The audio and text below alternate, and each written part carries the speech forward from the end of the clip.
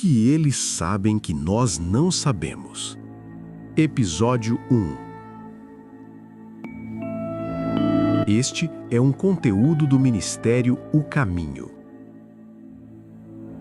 Você já sentiu que, por trás das manchetes diárias, existe uma corrente subterrânea de eventos? Uma história que não é contada abertamente? Uma sensação de que peças gigantescas estão se movendo no tabuleiro mundial enquanto a maioria de nós segue sua rotina? Hoje, iniciamos uma jornada.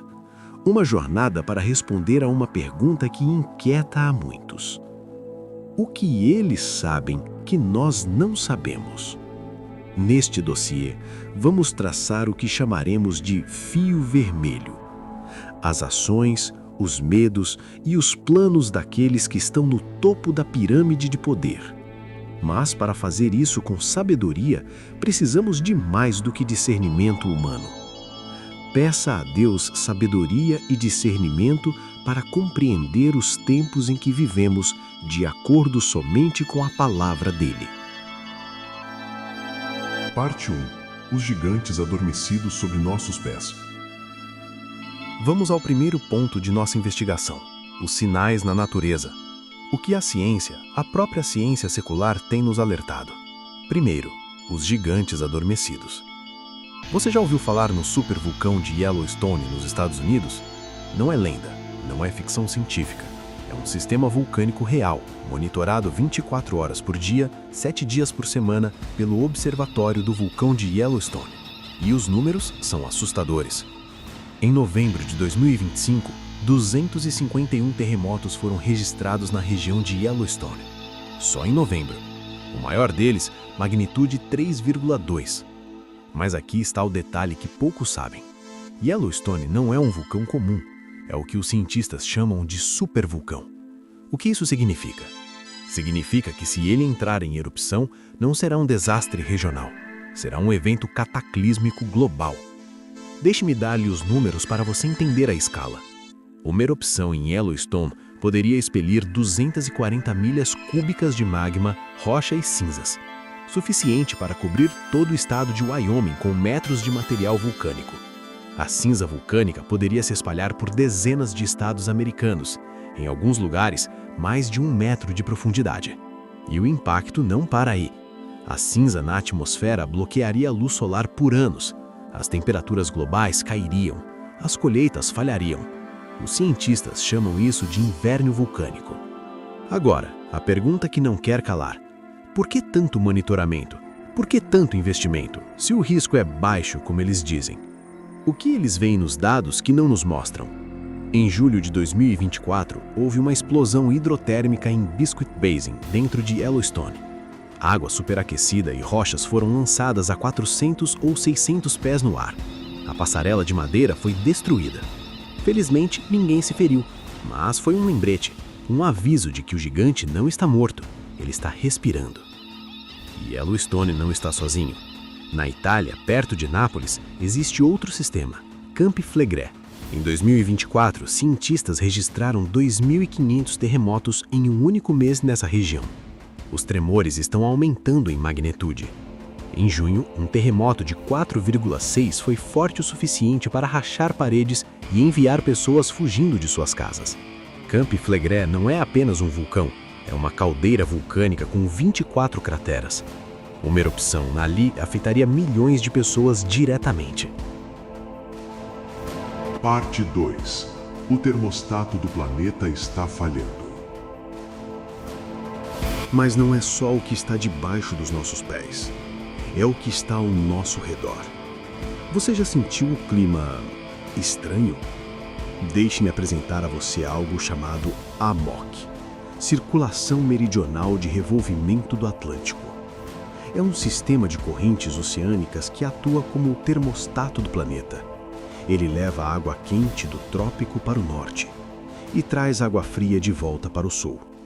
A corrente do Golfo, que você talvez conheça, faz parte desse sistema. E aqui está a notícia alarmante. Estudos recentes indicam que a AMOC está em seu ponto mais fraco em mais de 1000 anos. Em novembro de 2024, um estudo publicado na Nature Geoscience descobriu que a MOC está desacelerando a uma taxa de 0,46 sverdrops por década desde 1950. O que isso significa em termos práticos? Significa que o termostato está falhando. Se a MOC continuar enfraquecendo, ou pior, se entrar em colapso, as consequências seriam catastróficas. A Europa poderia enfrentar um resfriamento drástico. Estudos sugerem que as temperaturas na Europa do Noroeste poderiam cair 10 graus Celsius, em pleno século XXI. Imagine Londres com invernos como os da Sibéria. E não para por aí. O colapso da AMOC poderia alterar os padrões de chuva globalmente. A Amazônia poderia secar. As monções na Ásia poderiam falhar. Milhões, talvez bilhões, enfrentariam escassez de alimentos e água. Agora, aqui está a pergunta que você deve estar se fazendo. Por que isso está acontecendo? A ciência aponta para o derretimento das geleiras. O gelo derretido da Groenlândia está injetando enormes quantidades de água doce no Atlântico Norte. A água doce é menos densa que a água salgada. Então, em vez de afundar e continuar o ciclo, a água fica na superfície. O motor da AMOC, que depende da água fria e salgada afundando, está sendo desligado. E aqui está a parte verdadeiramente perturbadora. Alguns cientistas preveem que o colapso da AMOC poderia ocorrer já em 2065, 40 anos a partir de agora, dentro da nossa vida. Parte 3. Quando o céu se torna uma ameaça. E os céus? Há algo acima de nós que também preocupa os especialistas. O Sol.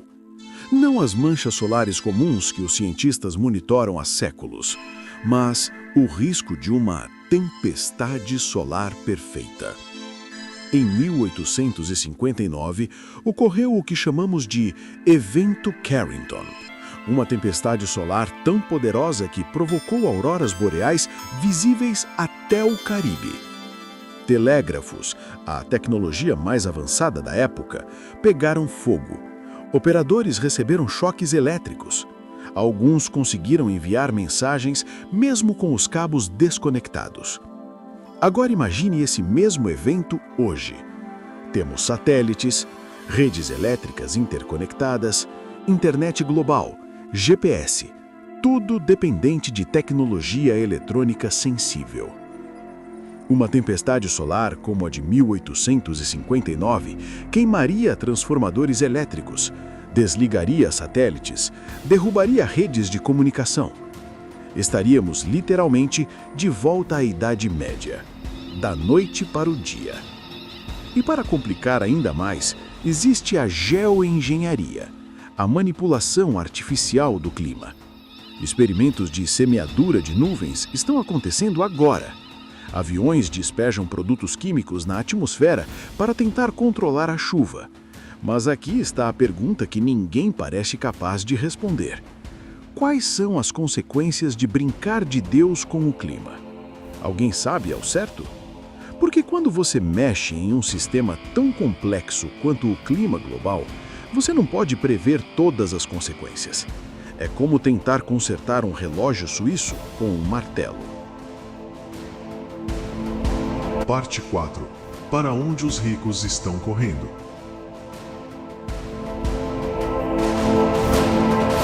Sinais na terra, sinais no mar, sinais no céu. Uma convergência de ameaças que parece saída de um filme de ficção científica.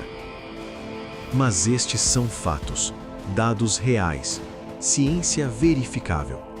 E diante de fatos tão perturbadores, qual é a reação humana mais básica? A sobrevivência. Então, a próxima pergunta lógica é: para onde se vai? Como alguém com recursos ilimitados se prepara para o fim do mundo como o conhecemos? A resposta é surpreendentemente terrena e antiga: terra e refúgio. Observe o padrão. Por que Bill Gates, um homem de tecnologia, se tornou o maior proprietário individual de terras agrícolas nos Estados Unidos? Os dados são claros. Gates possui 275 mil acres de terras agrícolas, altamente produtivas, espalhadas por 19 estados. Isso não é um investimento casual, é reposicionamento estratégico.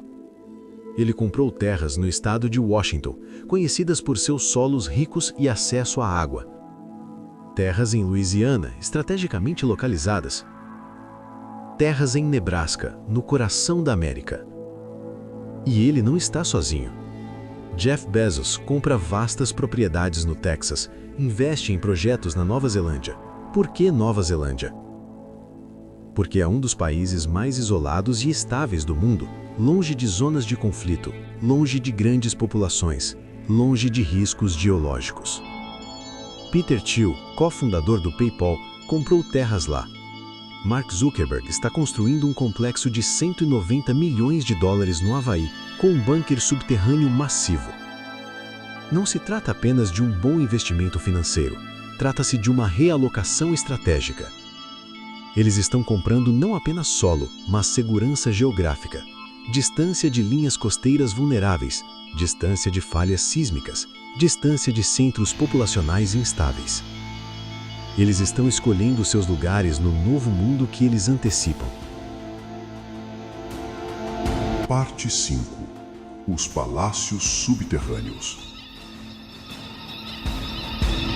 Mas e se o próprio ar se tornar perigoso? Se a superfície se tornar inanitável? Aí entram os bunkers. E não estamos falando de abrigos simples, estamos falando de palácios subterrâneos. A empresa Vivus, fundada por Robert Vicino, projeta e vende comunidades subterrâneas de luxo.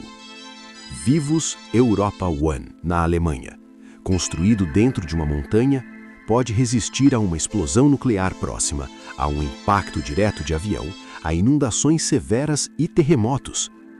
227.904 pés quadrados de espaço habitável. Cada apartamento privado começa em 2.500 pés quadrados e pode ser customizado com piscina privada, cinema, academia. Os preços começam em 2 milhões de euros e as listas de espera são longas. Vivus X-Point, em Dakota do Sul, um complexo massivo com capacidade para 5.000 pessoas. Rising S Company, no Texas, oferece bunkers customizados que podem custar dezenas de milhões de dólares. O Aristocrat, seu modelo premium, custa 9,6 milhões de dólares. Inclui sistema de filtragem de ar de última geração, piscina subterrânea de 10 metros, academia, sauna. E em janeiro de 2025, uma nova empresa, Safe, anunciou o projeto Airy, uma rede de bunkers de luxo em 50 cidades americanas, com 1.000 locais afiliados planejados globalmente. Proteção contra radiação nuclear, proteção contra pulsos eletromagnéticos, suítes médicas alimentadas por inteligência artificial, restaurantes gourmet, programas de bem-estar. Tudo isso subterrâneo. A pergunta que não quer calar é: o que eles sabem que os faz gastar milhões em um túnel subterrâneo? Parte 6. Estoques para o dia seguinte. Lugar seguro, check. Refúgio protegido, check. Mas a sobrevivência exige algo mais fundamental: comida. E aqui, o fio vermelho se torna ainda mais visível. O governo da Noruega não está brincando. Eles têm um plano oficial, público, de estocar mais de 82 mil toneladas de grãos. 82 mil toneladas, armazenadas em celeiros subterrâneos gigantes. A justificativa oficial: blindar o país contra guerras, pandemias e colapso climático. Uma nação inteira se preparando para o pior. E essa mentalidade não é nova. Nos Estados Unidos, a cultura de preparação, ou prepping, é fortemente influenciada pela Igreja de Jesus Cristo dos Santos dos Últimos Dias, os Mormons. Eles mantêm um sistema impressionante de armazenamento de alimentos e suprimentos para seus membros, um modelo funcional de autossuficiência em larga escala. Cada família é incentivada a ter suprimentos para pelo menos um ano: água, alimentos não perecíveis, medicamentos. E isso não é teoria, é prática. Então, o quadro do fio vermelho começa a se formar. uma elite comprando terras seguras, construindo refúgios subterrâneos, governos estocando comida. Tudo aponta para uma expectativa de crise. Mas isso nos leva a uma questão ainda mais profunda, mais perturbadora. O que justifica tudo isso? Qual é a visão de mundo, a filosofia, a ideologia que move essa corrida? Qual é a promessa que lhes foi feita para que hajam com tanta convicção? Antes de continuarmos para o próximo episódio, gostaríamos de fazer uma pergunta a quem nos acompanha até este ponto. O que você achou das informações apresentadas até aqui? Você já conhecia esses fatos? Isso mudou sua perspectiva? Comente abaixo sua reflexão sobre este tema. Sua interação nos ajuda a entender quem está realmente engajado com estes conteúdos importantes. No próximo episódio, vamos desvendar a ideologia por trás dessas preparações e vamos confrontar o fio vermelho com o fio dourado, a verdade que a Bíblia declarou há milênios. Este foi o episódio 1 de O que eles sabem que nós não sabemos, um dossiê do Ministério O Caminho.